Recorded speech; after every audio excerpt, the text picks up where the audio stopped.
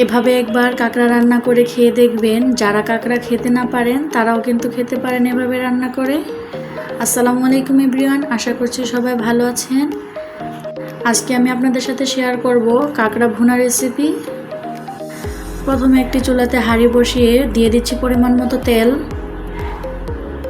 দিয়ে দিচ্ছি 2টা এলাচ, 2টা দারচিনি, 3-4টা গোলমরিচ আর 3-4 টুকরো তেজপাতা। এখন একটু নেড়েচেড়ে ভেজে নেওয়ার পর দিয়ে দিচ্ছি 1 কাপ পেঁয়াজ কুচি। এখন পেঁয়াজ কুচিটাকে একটু নেড়েচেড়ে ব্রাউন কালার করে ভেজে নেব। পেঁয়াজটা কিছুক্ষণ ভেজে নেওয়ার পর দিয়ে দিচ্ছি 1 চামচ আদা বাটা, 1 চামচ রসুন বাটা। এখন একটু নেড়েচেড়ে 30 সেকেন্ডের মতন ভেজে নিতে হবে, এতে করে আদা ও রসুনের কাঁচা স্মেলটা দূর হয়ে যায়। দিয়ে দিচ্ছি অল্প একটু পানি, দিয়ে দিচ্ছি স্বাদ মতো লবণ, 1 চামচ হলুদের গুঁড়া, 2 চামচ মরিচের গুঁড়া, সাথে দিয়ে দিচ্ছি 1 চামচ ধনিয়ার গুঁড়া, দিয়ে দিচ্ছি 1 চামচ গরম মশলার গুঁড়া। এখন সবগুলো উপকরণ একত্রে মিশিয়ে কিছুক্ষণ কষিয়ে নিতে হবে।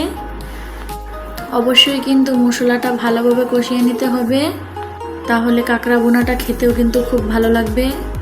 দিয়ে দিচ্ছি কিউব করে কেটে রাখা একটি টমেটো কুচি, 3-4টা কাঁচামরিচ। এখন আবারও কিছুক্ষণ নেড়েচেড়ে কষিয়ে নিতে হবে।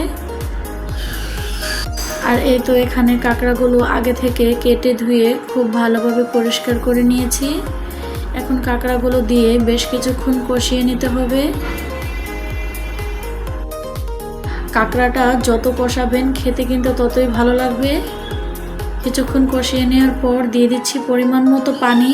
এখন একটু নেড়েচেড়ে ঢাকনা দিয়ে ঢেকে দিচ্ছি মিডিয়াম আঁচে 10 মিনিটের জন্য। 10 মিনিট পর ঢাকনা উঠিয়ে একটু নেড়েচেড়ে দিচ্ছি। আরও 10 মিনিট ঢাকনা দিয়ে ঢেকে রেখে দিয়েছিলাম। এখন ঢাকনাটা উঠিয়ে আবার একটু নেড়েচেড়ে দিচ্ছি। দিয়ে দিচ্ছি 1 চামচ জিরার গুঁড়া। জিরার গুঁড়াটা দেওয়ার পর একটু নেড়েচেড়ে ভালোভাবে মিশিয়ে নিতে হবে।